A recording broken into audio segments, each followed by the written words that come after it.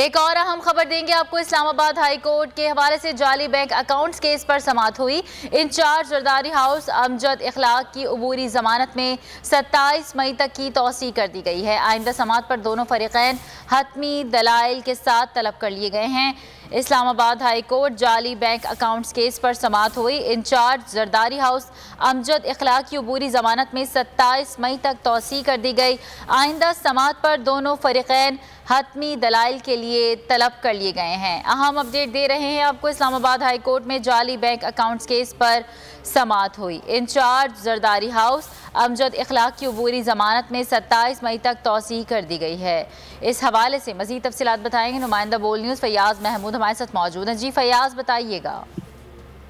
جی اسلام آباد high court میں جعلی بینک اکاؤنٹ کیس میں زرداری ہاؤس کے انچارج امجد اخلاق کی درخواست ضمانت پر سماعت ہوئی ہے، تو اسلام آباد ہائی کورٹ نے ان کی ضمانت میں 27 مئی تک کی توسیع کر دی ہے اور آئندہ سماعت پر فریقین سے حتمی دلائل بھی طلب کر لیے ہیں۔ نیب نے آج اپنا جواب جمع کروا دیا ہے، جس کے بعد عدالت نے آئندہ سماعت پر دونوں فریقین سے حتمی دلائل طلب کی ہیں۔ کیس کی سماعت 27 مئی تک ملتوی کر دی گئی ہے۔ جسٹس مصطفیٰ سرکیانی اور جسٹس فیاض انجم جندران نے اس کیس کی سماعت کی۔ جی بہت شکریہ اپڈیٹ کرنے کے لیے فیاض محمود۔